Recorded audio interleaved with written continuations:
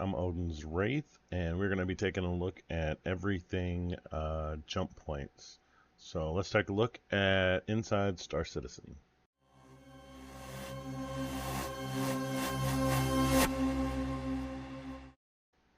A jump point connects 2 points, disparate spaces in the physical space. So basically you go through an opening on one side, you travel through a sort of a tunnel, and then you pop out somewhere else in space. Jump points are naturally occurring. The first discovery of a jump point was actually by accident. It was a cargo ship that had a leaky quantum drive, basically triggered the first opening of the jump point. It accidentally slipped inside and then disappeared, and they found it several years later when Nick Croshaw, who basically was the first one who discovered that the leaking quantum engine was the cause of triggering this rip in time-space to basically open up. And so he basically kind of solidified the knowledge to be able to replicate it consistently. There's been a lot of information shared over the years. A lot of it has changed as we've learned and had new ideas. So here's a primer on the first jump point we're building today. By some of the people that are currently building it. And what you see and hear is super work in progress. So welcome to Inside Star Citizen, Intro to Jump Points.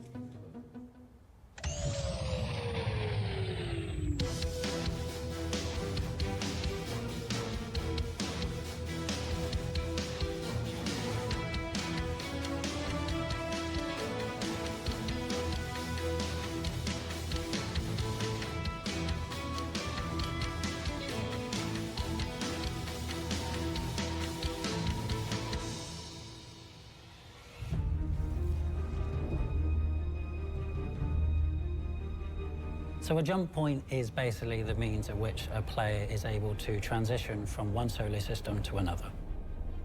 There are two different jump point experiences, permanent and transient.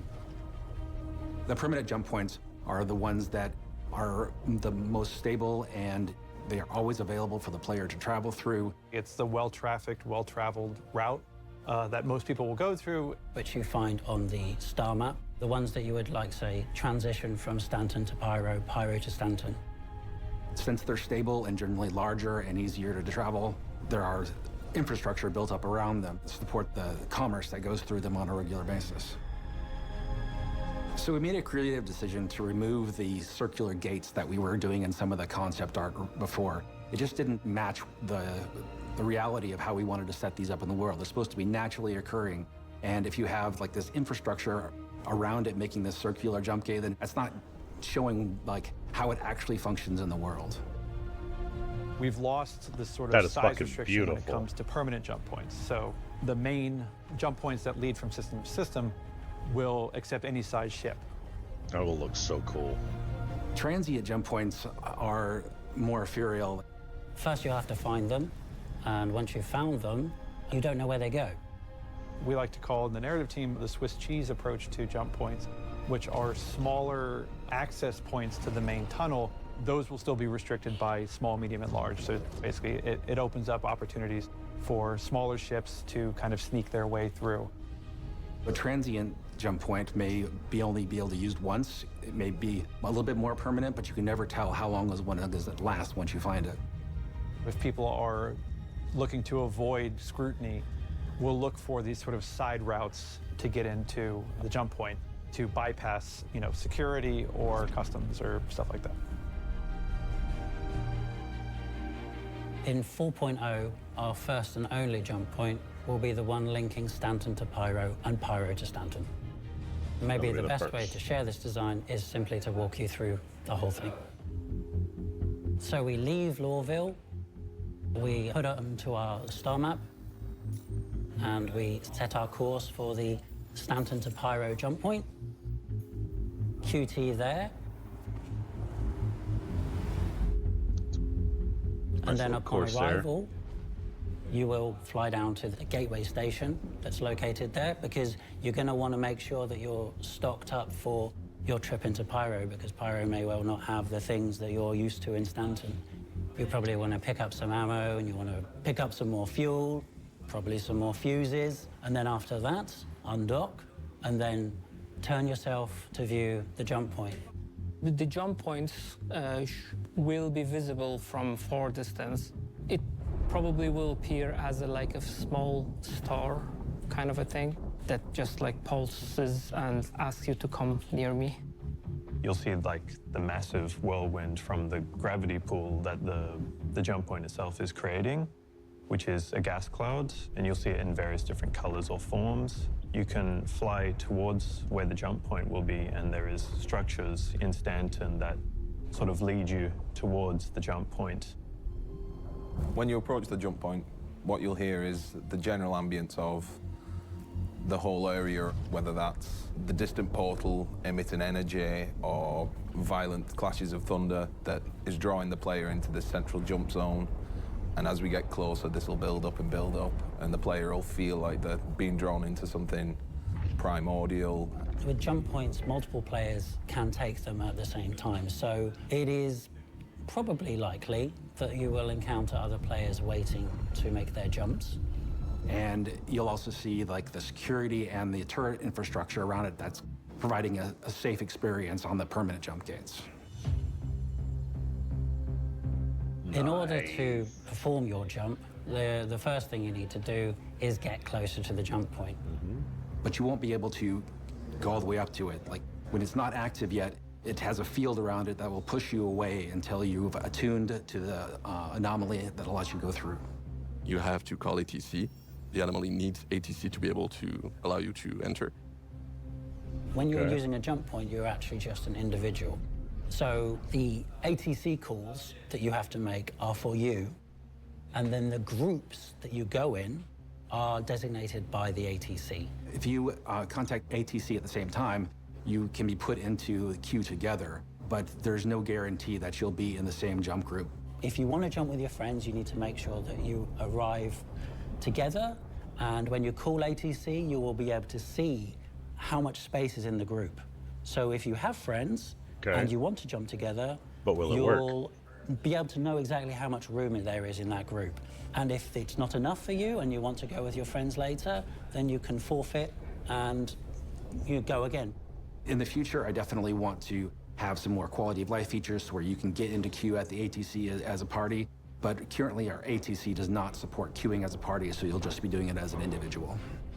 Once you are within range of it, you need to be changing over to nav mode. Your UI will automatically change to the jump drive UI, which will allow you to know if you're aligned, if you're tuned, if you can go in, if it's blocked. You have a visual input of the UI, the HUD is moving, is turning until you have a message notification that tells you, all right, you're aligned. If you look away, of course, that will trigger the cancellation of that alignment. If you move away from your position, you'll lose probably your position in the queue.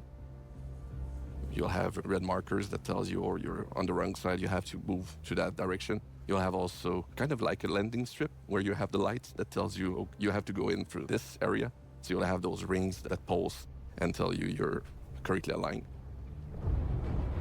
So as soon as the ATC has gotten to your group and you're now able to use the jump gate, your jump drive will start attuning to the gate. And once you have authorization and you have opened the wormhole, you'll have the tuning visual that's really similar to the aligning, but with tuning messages that tells you what you need to do.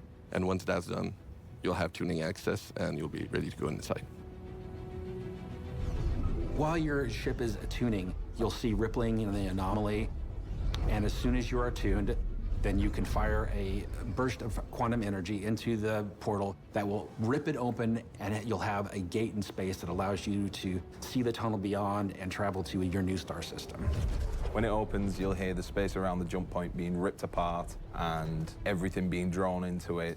A really guttural, swirling sound of all the space around the jump point being dragged into this one singularity. During this drawing process, the ships are drawn in automatically. You don't have to control anything. You don't have to do anything. There is, in fact, nothing you can do that would stop you being drawn in. So the plan right now is if so there's no cancellation obstructions in front of you when you're trying to attune to the gate, that'll break your attunement. So if somebody gets in your way while you're trying to attune, your attunement will pause until that obstruction has gone away. However, if anybody gets too close to the jump gate and they're not attuned, then they're going to get pushed away, which should clear the area for anybody who's trying to get through. So for the people who want to block a jump point, we are actually considering our options as to how to prevent that from happening. That looks when you cross the cool. threshold, you'll hear an instantaneous whip of the ship being pulled in and the changing of atmosphere between deep space and this singularity that you're being dragged into. Once you're in the tunnel, your ship will be flying at a set speed that's determined by the flow of energy through the tunnel. You'll hear the space around you flying past you at a great pace, like a really long cosmic drain pipe. And you don't have any control of how fast you're going. You'll speed up in the straights and slow down in the corners to a certain degree, but you still have to navigate. The tunnel itself is something else. It needs a lot of technical and graphical things that needs to happen. We've got flickering lights, some type of ethereal type of particle effect to show you type of the direction we're flowing. We also have fog effects, and this idea that you're always moving towards a strong, bright light in the distance. The idea we're going off so far is that we're working on the bending of light. You'll see impressions of the exterior, the location you've just come from, and also hints of the way you're going to. The walls of the tunnel type of curving the space-time around you, and eventually, as you travel through the tunnel, that distortion will move away from the initial system you started in and then blend slowly towards the new system you end up in. We can kind of do anything we want because it's an enclosed space, so we're doing things like, on the rendering side, we're taking the sunlight, which we don't normally need when you're in an enclosed space, and we're reusing the sunlight, all the tech that goes behind that with high-res shadow maps and these type of things and directional occlusion, and then reusing that and using that to create a flickering, pulsating effect in the tunnel. And we can take a lot of shortcuts and do a lot of cool things that aren't really possible in the rest of the game because we have this totally enclosed and bespoke play space. You will not see two-lane traffic inside the jump tunnel itself. In the jump tunnel, you'll see the ships ahead of you, and if you look behind, you'll be able to see ships that are in range behind you, but you won't see traffic going the other direction. Why do you hate fun? It's not that I hate fun, it's that I want everybody to have a good experience in this tunnel, and if there's other ships that you can collide with, we want to avoid that kind of situation. The players' ships, when they're traveling in the tunnel, are going to be in a line. So it's going to be, the term that we use internally is ducks in a row. So one ship behind another ship behind another ship. There'll be some obstructions in some of the tunnels which you have to dodge around. But for the most part, it's a matter of turning and navigating through the tunnel and not hitting the sides. Because the closer you are to the edge of the tunnel, the more likely you are to fail your jump. The edges of those tunnels and those obstructions cause distortion damage to your ship. There's a pool on your jump drive, and if this pool fills with distortion, then your jump drive will shut down. If your jump drive does shut down, then you're going to fail that jump. You get booted out of the tunnel, and there's a number of places in the system where you could end up based on like how long you've been in the tunnel. You could end up back in Stanton, or you could be in Pyro, but you're not going to be at where you wanted to be. You're going to be at the edge of the system somewhere and have to find your way back. Currently, the jumps that we are toying with are about 3 minutes, but this is still open to iteration based on how many ships we want to have in that tunnel, how close they are, and the ship size trip won't matter. Needs to be long enough in order to cover the transition from your origin system to your destination system. When you are arriving via a jump point, you will realize that you aren't actually coming through the same entryway that you would have been passing through to go to the next system. Players will not be able to necessarily camp that point just for you to exit it. The intention is that there will be multiple locations where you will exit to, and so this will mitigate that threat. It's kind of a shotgun approach coming out of the jump gate because we don't want everybody to be slamming right into each other. We want to be able to spread the ships out that are coming through and get your own view of like your new setting and where you're at. So when you come out of the pyro side of the I like jump it. gate, you come out into completely different space than on the Stanton side. So it's sort of like a cave of gas. But there's also some structures that lead you directly towards the station.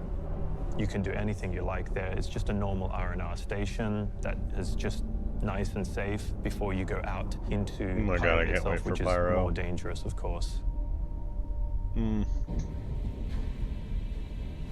Can't wait for We've pyro. already shown on the tech preview that you can enter a jump gate and come out the other side, and we've got the ability to transfer servers. We've got that working even better than we ever thought we could at the beginning. We want to make the experience of going through the tunnel as seamless as possible. We don't want it to be super hard, but we want it to be engaging. We're going to save the challenging experience, the super hard acrobatics for the transient gates when we get to them. We're dialing in the numbers about how many people jump at the same time, distance between ships, precisely the speed at which ships move down the tunnel, things like that. There's a lot of variables involved in balancing it, and there will be far more testing in the tech preview channel for jump points, so you can look forward to helping us figure out there. Yeah, it's really exciting to be to this point where we're able to deliver this new system of transferring yourself from one star system to another, being able to visit an entirely new star system, and having that experience of going from Stanton to Pyro. It's going to be exciting. Thanks for watching, and we're all really looking forward to being able to make these jumps and just a normal part of our gaming life. There you go. Which is fun, because jumping is fun. Please make it fun. So what did we learn this week? Well, hopefully a whole heck of a lot about the first jump point that's currently in development and scheduled to make its way into Star Citizen Alpha 4.0 in just the next few months. Yeah, I didn't say before the end of this year. We're still targeting something a bit sooner than that. And that's all I'm going to say. And while jump points are a major milestone for the development of this game, before we let you go this week, I'd like to talk to you about a different kind of milestone unique to the program that you're watching now. ISC began in April of 2019, and since then, we've managed to tell a variety of different stories about more aspects of game development than you're probably likely to find anywhere else. That's 200 episodes so far, including the one that you're watching right now, with no plans to stop or slow down in the future. But this journey didn't start in 2019. That's because ISC is only the latest form of a program that's nearly as old as our project. Before then, we were proud to bring you Around the Verse, the talk show at the end of the universe, first created by Ben Lesnick and Sandy Roberts and hosted by an entire cavalcade of CIG developers filling in here and there, with segments that sometimes spawned into their own series like Bug Smashers, Lore Maker's Guide to the Galaxy, Ship Shape, and more. That was 228 episodes filled with a whole bunch of people that may not have always known what they were doing behind and sometimes in front of the camera, but doing everything we could to entertain, inform, and simply showcase the folks who make these video games that we're working on. But even they built their legacy on our first weekly behind-the-scenes talk show created by Eric Peterson and Michael Moreland called Wingman's Hangar, with Hangar with 2 A's. Old heads will know. 72 episodes of that set the foundation for CIG video content to come, even if some of it was just what we shouldn't do. Should I bring back hazy thoughts? No? Okay. So, 72 episodes of Wingman's Hangar, 228 episodes of Around the Verse, and 200 episodes of Inside Star Citizen. I had someone check the math on this 3 times. Someone was me, because I had to be sure. That makes this show not only the 200th episode of Inside Star Citizen, but also the 500th episode in a legacy that we're very proud to maintain, and hopefully continue to improve upon for years to come. Now, we don't have any fireworks or anything like that, and that's not really my style anyway. Instead, I wanted to pay tribute to the 680 people that have worked on or participated in or otherwise made one of these 500 episodes possible.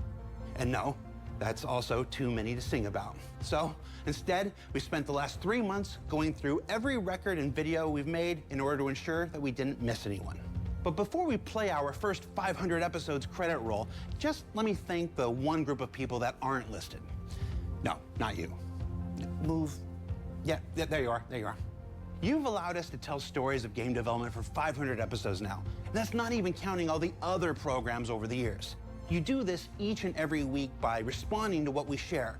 And as Dave Kaplan said just 2 weeks ago on this very program, that engagement and feedback is truly what keeps many of us going, and I'm certainly no exception. So thank you once again. Thank you for letting us share the people and process of game development with you. And we'll see you all here next week. And maybe the start of another 500.